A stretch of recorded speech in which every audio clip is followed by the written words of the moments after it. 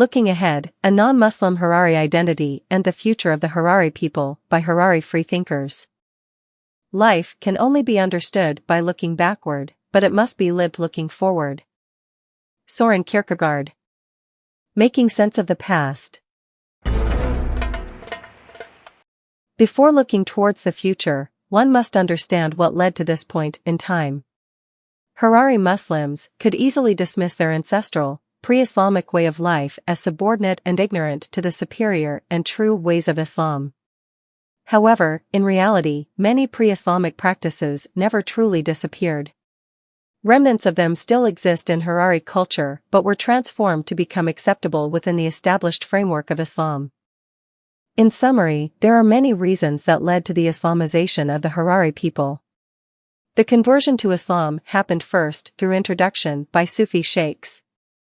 The adoption of Islam could have been made for many reasons such as genuine conviction, forced conversion, curiosity, safety, or political, social or economic benefits.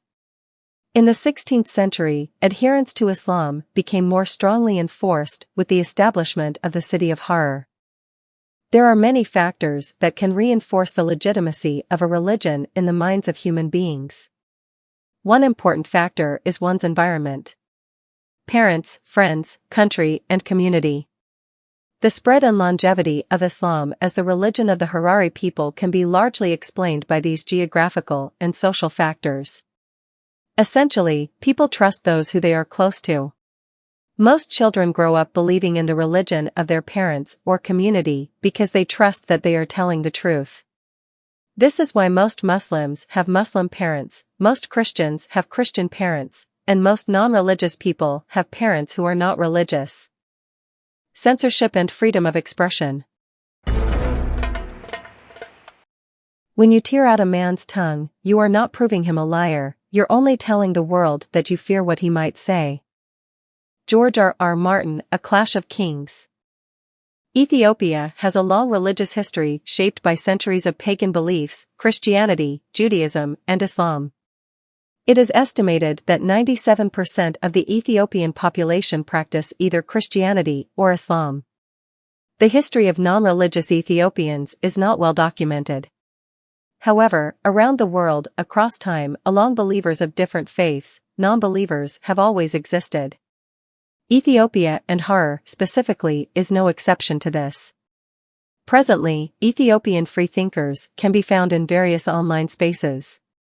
As more Ethiopians become educated and have access to diverse perspectives, a more rational and intellectual future may be on the horizon for the world's most religious nation. The mass 20th century emigration of the Harari people from Ethiopia allowed the people to enjoy greater freedom to receive and express diverse ideas. Without the threat of execution in an Islamic state, those who no longer believe in Islam were able to express their dissent. Though even today, discourses are usually confined to private online spaces because the threat of physical or psychological harm from family and/or the community remains high. It is well documented that Muslims who leave Islam face more persecution and threats than people who leave other religions. Around the world, organizations and platforms for people who left Islam, called ex-Muslims, have developed. These spaces allow people to speak freely and find like-minded people to relate with. However, these spaces still face challenges. For example, Somali atheists in the diaspora who run an online group that challenges Islam in the Somali community regularly receive death threats. Therefore, because of the religiously mandated silencing of those who leave Islam, ex-Muslims around the world continue to face life-threatening risks. The internal spiritual journey. It can be a difficult decision to leave Islam. For some, it is not a decision to make, but simply a reality. They just don't believe Islam is true. Either way, it can be difficult to leave behind a religion like Islam because of the sunk cost fallacy. In short, if one spends a great deal of time, effort, and emotional investment into something, it is difficult to let it go. Every former Muslim has their own unique journey leaving Islam. Depending on the individual and their relationship with Islam, there are a range of emotions they might feel when they first leave the religion. These could vary from sadness, loss, betrayal, and anger, to happiness and relief. Every former Muslim has their own reasons for leaving Islam. According to the Apostate Report by Ex-Muslims of North America, 2021, the most commonly cited reason is how the religion conflicts with human rights and science.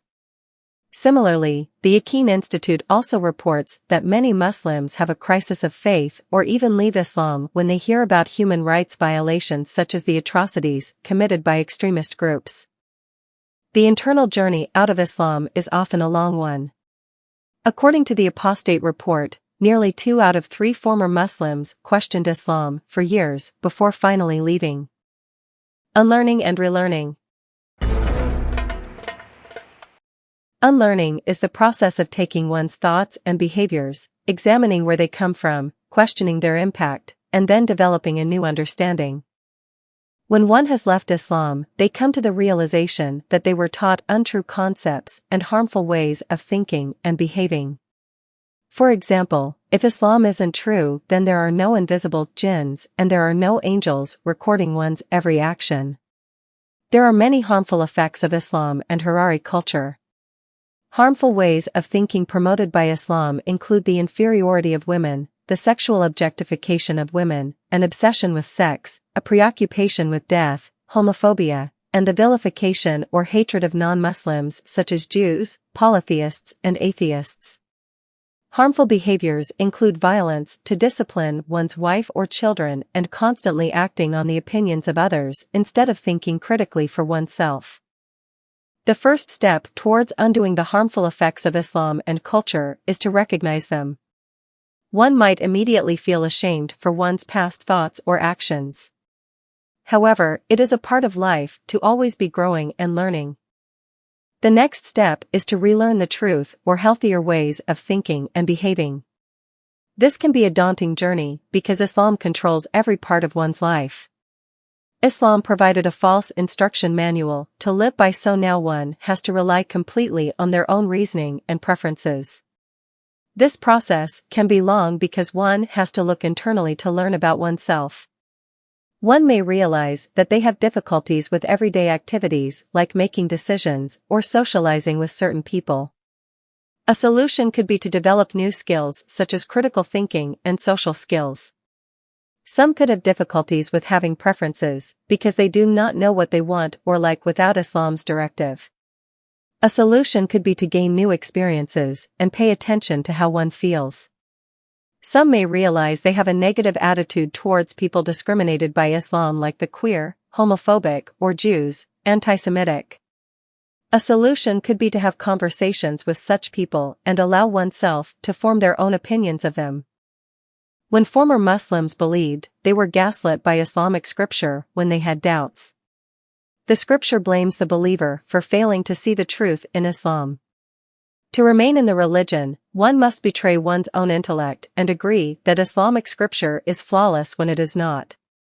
When one leaves Islam, they realize that they were right all along and may have to relearn how to trust their own judgments. Religious trauma, guilt and shame. Many former Muslims experience intense emotional and psychological trauma related to leaving Islam. Religious trauma syndrome (RTS) occurs when one struggles with leaving a religion. It often involves the trauma of breaking away from a controlling environment, lifestyle, or religious figure. Sometimes the symptoms of religious trauma can be similar to that of complex post-traumatic stress disorder. Religious trauma can have a devastating effect on one's self-esteem, sense of self-worth and identity. Because Harari children are traditionally sent to Islamic school, Quran gay, from an early age, their brains are trained to live an Islamic lifestyle. Islamic practices like reciting the Quran, praying and fasting can grow to become a source of comfort. This is because people find comfort in what is familiar to them. If a Harari person tries to follow a different path in life, it might feel wrong or uncomfortable at first. This adjustment is made even more difficult because of Islam's associations of immorality and evilness with being a non-believer. For example, after leaving Islam, a Harari woman might feel shame if she wears certain types of clothing or doesn't cover her hair. A gay Harari man might feel guilty after going on a date with a man. According to the Apostate report, over 60% of former Muslims had difficulties in adjusting to Islamically prohibited activities. This is contrary to a popular myth by Muslims that ex-Muslims left Islam simply because they want to commit sin. Recovering from the effects of Islam is a journey. It can feel like a lonely one, but the internet has opened up opportunities for support. For example, one can watch videos online presented by ex-Muslims and join discussions or support groups. There are also many other types of online resources that can help, including books written by ex-Muslims. Understanding identity. Who can identify themselves as Harari? The Harari identity is commonly thought of as a combination of Islam and Harari culture. However, the Harari identity has been the subject of discussion and is not unanimously agreed upon. If a self-identified Harari person leaves Islam, are they still Harari? Is ancestry enough to claim the Harari identity? It is important to emphasize that non-Muslim Harari people have always existed. Islam is not a part of one's humanity, but it is a part of the Harari people's history. Belief is not a fixed entity nor an inherent quality of one's existence. It is fluid and can change. However, one's ancestral origin is fixed and cannot change. The distinction between the people and the religion is important for understanding identity. When a Harari person leaves Islam, the religion is no longer a part of who they are. It becomes a part of who they were. Similar to one's religious beliefs, one's personal identity is also not a static entity. It is always changing. The person someone is today is not who they were 5 years ago, 1 year ago, or even yesterday. Cultural identities are always changing too. The Harari identity as it is today is not the same as it was before. When the walls of Harar were closed, to be Gayusu, people of the city, you had to be living in the city. If one entered the city as a foreigner, they had to undergo a process to learn the ways of the city to become accepted as a member of the Harari community, Gay Lamad. Now, those who live outside of Harar with familial roots from the city are considered Harari as well. The Harari culture is changing too. For example, in the past, Harari weddings used to include a celebration called Tunsis. This event consisted of a party at the bride's family home and a party at the groom's family home, days before the wedding day. Cultural preservation is a hot topic for the Harari community. The Harari are a minority both in Ethiopia and around the world. There are efforts to preserve elements of the Harari culture such as the language, songs, dances, and history. But what should be preserved? What practices should continue and be passed on to the next generation? Are some practices outdated enough to leave in the past? What traditions should be adopted to keep up with the changing world? Some of these changes are always happening as unconscious processes. When old traditions are not possible, people modify them to fit the environment they are in. An example of this is how wedding ceremonies have changed, as previously mentioned. Through centuries of change, the only static element of the Harari identity was an unwavering insistence to conform to what it meant to be Harari at that specific time. Non-Muslim Harari and community. Considering the fact that the majority of the Harari people identify as Muslims, will they ever acknowledge non-Muslims within their community? Other Muslim communities have already done so. In the Harari community, there is an unspoken assumption that if you are Harari, you must also be Muslim. Some Harari people are not Muslim and this population will only grow as the Harari community grows. An internet connection is enough to enable anyone to access a wealth of information about the world. The truth about Islam is freely available for anyone to find, it is just a matter of time before they do. When examining other cultural groups, the acceptance of religious pluralism is not unheard of. The Jewish community is one example. Jewish people have a shared history that is intimately connected with Judaism. However, not all Jewish people believe in Judaism. Secular Jews are people of Jewish ancestry who do not identify with the religion. If the Harari people follow this path, the Harari identity can remain a marker of shared history, culture, and ancestry without religious affiliation. The requirement for this to be achieved, though, is tolerance. If Jews killed or ostracized Jews who said they didn't believe in Judaism, the entire community would be believers. But because they do not exclude or murder them, they remain within the community. If the Harari community is intolerant to the possibility of religious pluralism, those who do not fit the religious expectation will continue to do as they always have. Stay within the community and pretend to believe or disassociate and live an authentic life. Such intolerance would make only Harari Muslims and those who pretend to believe feel safe within the community. The problem with this is that the Harari community is a minority worldwide. The total global population is unknown, but within Harari there was only about 20,000 in 2017. Further, many Harari people have children with those outside the community. The impact of intercultural unions and irreligiosity on the longevity of the traditional Harari identity remains to be seen. One reason why Islam can be difficult to leave is because one loses an immediate commonality with Muslims. Those who leave Islam no longer share the same worldview, practices, nor priorities as Muslims. For non-Muslim Harari people, the cultural emphasis on kinship can make leaving especially difficult. Nevertheless, there are many other ways of relating to people where one can find just as much fulfillment and happiness. For example, Harari Freethinkers can find community by exploring areas outside of their heritage. One can find meaningful, lifelong connections with people based on shared characteristics such as interests, profession, and goals. Free-thinking Harari people can also find community by building their own. These communities can be virtual and/or organized in person, if safe to do so. Such communities can even create new traditions built on secular, non-religious values. This may seem like a far-fetched idea, but it is not a path unknown to the ancestors of the Harari people. Before Islam was introduced, the people had their own cultural and religious practices. It was through a process of religious syncretism where old traditions and beliefs were incorporated into their expression of Islam. Elements that were completely incompatible with Islam's values or rules were discarded and never practiced again. Similarly, non-religious Harari people can look at the Harari culture and continue practices that agree with their values and discard what does not. They can even start new traditions to fill societal needs that are repressed by Islam. For example, without the condemnation of homosexuals from Islam, Harari freethinkers can start inclusive ceremonies such as weddings for queer people. Without Islam, it is possible that in the Harari people's pagan past, they may have celebrated queer unions.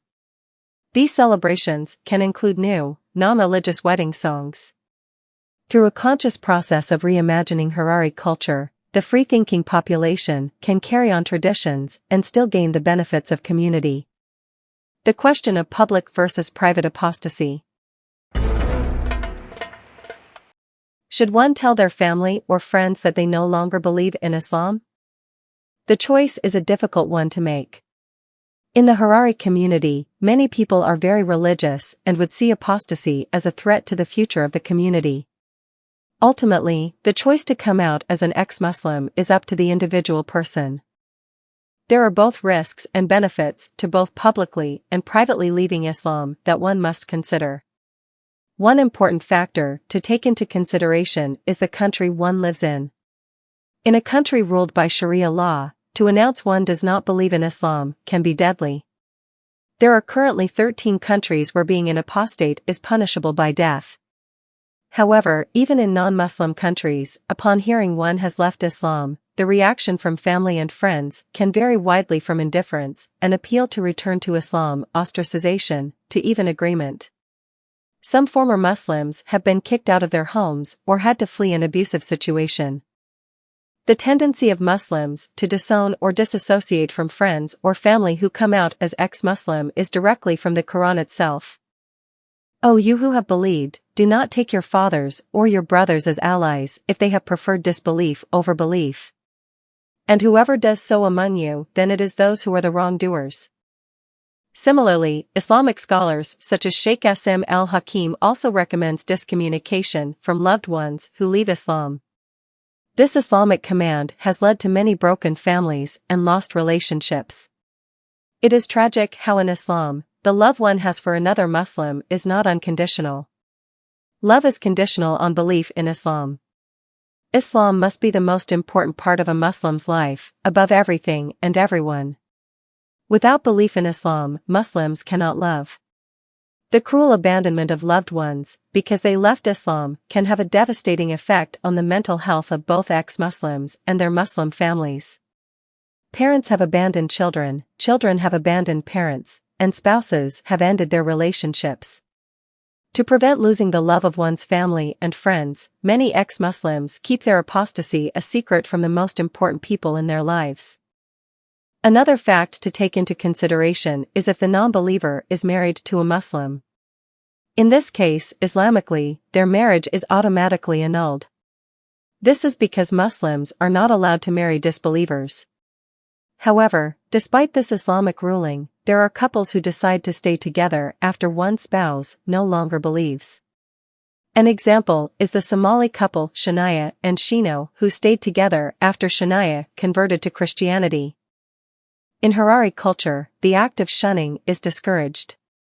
Harari people traditionally attempt to reconcile conflicts between friends, family, and neighbors in order to maintain amicable relations. Whether this practice will extend to Harari people who left Islam depends on the individual Muslim.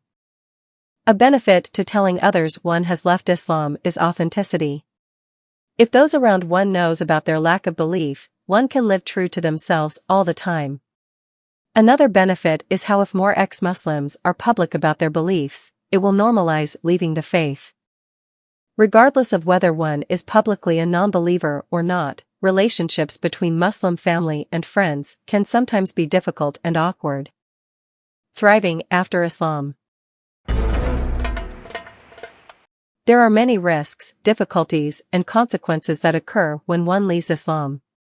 Examples of experiences one may endure is trauma, having to hide one's lack of belief from family and friends, and abusive reactions by Muslims.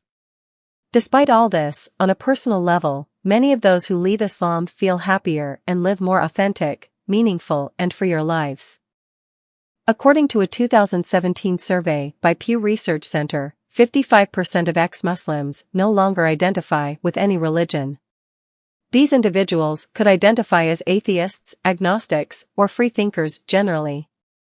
About 22% of ex-Muslims converted to Christianity, while 21% converted to other religions or identified as spiritual. Former Muslims who convert to Christianity face problems with both their Muslim families and their new Christian community. In the video West African ex-Muslim Yunus's journey from Islam, how his friend Ibrahim also left Islam by Abdullah Samir, the man shares his journey from being raised in a Sufi-leaning sect to leaving Islam. His experience being raised in a 100% Sufi Muslim town parallels many of the realities of living in Harur.